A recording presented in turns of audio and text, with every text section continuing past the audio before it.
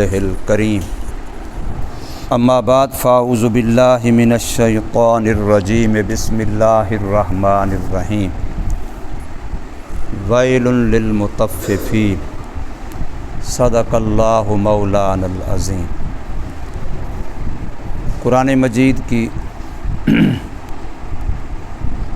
یہ سورہ تطفیف جس کی میں نے پہلی آیت کریمہ آپ حضرات کے سامنے پڑھی ہے۔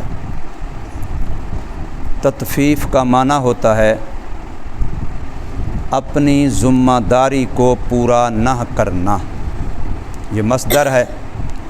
مطففین یہ اسم فاعل ہے، یعنی وہ لوگ جو اپنی ذمہ داری کو پورا نہیں کرتے، جو بھی ان کے ذمہ ہے اللہ تعالیٰ کی طرف سے ذمہ ہے، رسول اللہ صلی اللہ علیہ وسلم کی طرف سے ذمہ ہے، شریعت کی طرف سے ان کے ذمہ ہے، جو کلمہ پڑھا ہے اس کلمے کی وجہ سے ان کے ذمہ ہے، ماں باپ کی طرف سے ان کے ذمہ ہے، جس ادارے میں فیکٹری میں ملازمت کرتے ہیں کام کرتے ہیں ان کی طرف سے ذمہ ہے، جس معاشرے میں سوسائٹی میں رہتے ہیں وہاں انسانی حقوق جو ان کے ذمہ ہیں، شادی کر لی ہے بیوی کے حقوق ذمہ ہیں، بچے ہو گئے ہیں بچوں کے حقوق ذمہ ہیں۔ تو جو جس کی ذمہ داری میں داخل ہے اس کو پورا نہ کرنے والا وہ کہلواتا ہے مطفف۔ اس کی جمع ہے مطففین، حالت نسبی جری، حالت رفعی ہو جائے پھر کیا ہے مطففون۔ اب ان لوگوں کو اللہ نے ایک وعید سنائی ہے، دھمکی دی ہے کہ تم جو اپنے ذمہ داری کو پورا نہیں کرتے ہو، تم جو اپنے فرائض کو پورا نہیں کرتے ہو تو تمہارے لیے دھمکی ہے، وعید ہے۔ کس کی؟ ویلن۔ اب لفظ ویل کا جو عام ترجمہ اردو میں لکھا ہوگا آپ دیکھیں گے، لکھا ہوگا ہلاکت، تباہی، بربادی۔ ان لوگوں کے لیے تباہی ہے، وہ اپنے ہاتھوں خود اپنے آپ کو تباہ کر رہے ہیں، برباد کر رہے ہیں، ہلاک کر رہے ہیں۔ کون؟ جو اپنی ذمہ داری کو پورا نہیں کرتے۔ ایک بندے نے گائے لے لی، اب گائے کو چرانا پلانا اس کی ذمہ داری میں آ گیا، اب وہ اس میں کمی کوتاہی کرے گا تو یہ دھمکی آئے گی، یہ وعید آئے گی۔ ایک بندے نے کسی کو کہہ دیا کہ یہ کام میرے ذمہ ہے، اب ذمہ لے لیا تو ذمہ داری بن گئی۔ اب اگر اس کو پورا نہیں کرے گا تو پھر کیا ہوگا؟ میری طرف توجہ ہے کہ نہیں؟ پھر کیا ہوگا؟ یہ دھمکی آئے گی کہ نہیں آئے گی؟ یہ وعید۔ مثلاً میں ایک جگہ پر گیا، انہوں نے کہا جمعہ پڑھانا ہے، میں نے کہا ٹھیک ہے جی میں پڑھاؤں گا، بیان بھی میں کر لوں گا، فلاں بھی میں کر لوں گا، فلاں بھی۔ اب میں نے ذمہ داری لے لی، اب میں اگر اس ذمہ داری کو پورا نہیں کروں گا تو میں ذمہ داری میں کم کوتاہی کرنے والا بن گیا۔ تو جب کوتاہی کرنے والا بنا تو میرے لیے ہلاکت، میں نے اپنے آپ کو خود تباہی میں ڈالا۔ ایک آدمی نے کہا جی میں نماز پڑھاتا ہوں، اب وہ امام بن گیا تو اس نے کیا کر لی؟ ذمہ داری لے لی۔ ایک نے کہ میں مؤذن ہوں، میں اذان دوں گا، میں مسجد کی صفائی کروں گا، آگی بات سمجھ، میں فلاں کے گھر میں سودا سلف لا کے دے دوں گا، میں پانی بھر دوں گا، کوئی بھی ذمہ داری ہے۔ یہ میں مثالیں اس لیے دے رہا ہوں کہ لوگ اس چیز کو سمجھتے نہیں ہیں، کہ سمجھتے ہیں ذمہ داری فلاں فلاں وہ کام ذمہ داری، یہ ذمہ داری نہیں ہے۔ جو بھی جس کے ذمہ ہے، مدرسے میں داخل ہو گئے تو کیا ذمہ داری لے لی؟ پڑھوں گا یا موبائل دیکھوں گا؟ سوؤں گا یا کھیلوں گا یا پڑھوں گا؟ ہیں؟ مدرسے میں داخلہ نے کیا مانا؟ ماں باپ نے کہا بیٹا پڑھنے جانا ہے، ہاں جی ابو جا رہا ہوں، لے یہ لو خرچہ۔ اب خرچہ لیا کس لیے؟ کس کے لیے؟ چلا گیا وہ بازار، چلا گیا وہ سینما، چلا گیا وہ تھیٹر، چلا گیا وہ کنجروں والے کسی کام میں، چلا گیا وہ یاروں دوستوں کی محفل میں، پیسے اڑا دیے۔ لیے کس لیے تھے؟ پڑھائی کے لیے، لگا کہاں دیے؟ تو اپنے ہاتھوں اپنے آپ کو کیا کر رہا ہے؟ تباہ کر رہا ہے، برباد کر رہا ہے، ہلاک کر رہا ہے۔ میری بات سمجھ آ رہی کہ نہیں آ رہی؟ سرکاری ملازم ہے، چاہے وہ 1 سکیل کا ہے، 2 سکیل کا ہے، 3 سکیل کا ہو، اوپر کو 22 سکیل کا ہے، جتنا بڑا اعلیٰ افسر صدر وزیر اعظم، ایک ذمہ داری لے لی، اب اس ذمہ داری کو کوتاہی کرے گا، پورا نہیں کرے گا تو کیا ہوگا؟ اپنے ہاتھوں اپنے آپ کو تباہ کرنے والا۔ وہ جی میں مسجد کا متولی بنتا ہوں، لو جی بن جاؤ متولی۔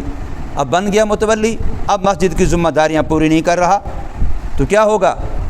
اپنے آپ کو میں مدرسے کا محتمم بنتا ہوں، لو جی بن جاؤ۔ اب بن گیا محتمم، لیکن جو ذمہ داری ہے محتمم کی وہ پوری نہیں کر رہا تو اب کیا کر رہا ہے؟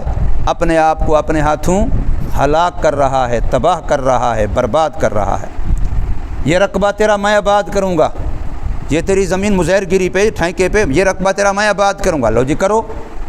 اب اس میں تو کوتاہی کرے گا تو کیا کرے گا؟ اپنے آپ کو خود اپنے ہاتھوں تباہ کر رہا ہے۔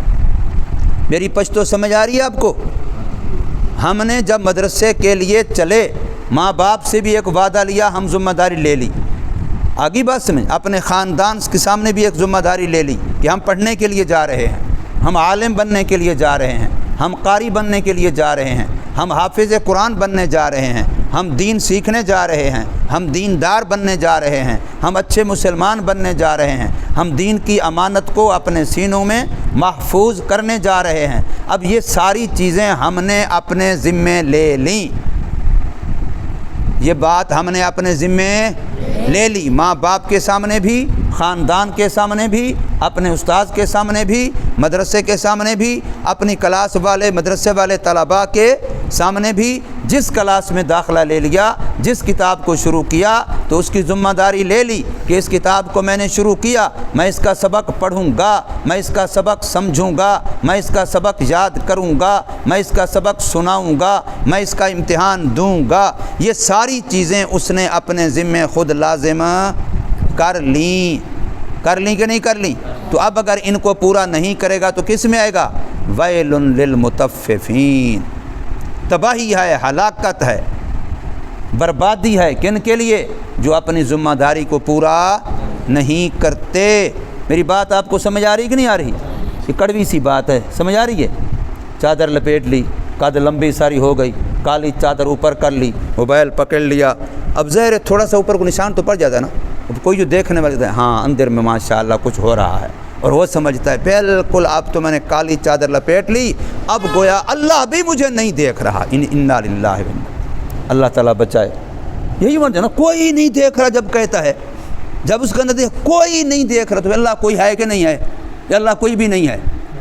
یہ استاد جی مجھے تو کوئی بھی نہیں دیکھ رہا تھا، مجھے تو اچھا اس کا معنی خدا بھی نہیں دیکھ رہا تھا، یا خدا کوئی نہیں ہے؟ کوئی تو دیکھ رہا تھا یار، پھر یہ کیسے کہتا ہے کوئی نہیں دیکھ رہا تھا؟ کوئی تو دیکھ رہا تھا یا نہیں دیکھ رہا تھا؟ حضرت صاحب کوئی دیکھ رہا تھا کہ نہیں دیکھ رہا تھا؟ تو یہ کیوں کہتا ہے مجھے کوئی نہیں دیکھ رہا تھا، کسی نے نہیں دیکھا؟ سمجھے؟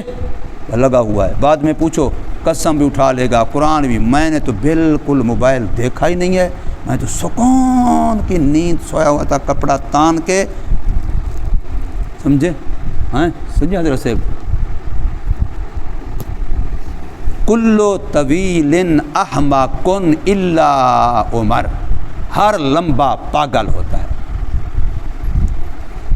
یہ عربی کا مقولہ ہے، ہر لمبی قد والا پاگل۔ کلو طویل احمق الا عمر، کلو قصیر، ہر چھوٹی قد والا نکٹ، وہ جو ٹکنا کہتے ہیں اس کو، ہیں وہ بڑا شیطان ہوتے ہیں، الا علی، مگر حضرت علی چھوٹی قد تھی لیکن ایسے نہیں تھے۔ بہرحال یہ تو ایک مقولہ ہے، میں عرض یہ کر رہا ہوں ویل، ایک تفسیر اس کی یہی ہے، معنی اس کا جو میں نے معنی کیا تباہی، بربادی، ہلاکت، اور دوسرا معنی اس ویل کا لکھا ہوا ہے کہ ویل جہنم کی ایک خاص سخت ترین وادی کا نام ہے، ایسی سخت وادی ہے کہ باقی جہنم بھی اس سے پناہ مانگتی ہے، باقی جہنم بھی اس سے پناہ مانگتی ہے۔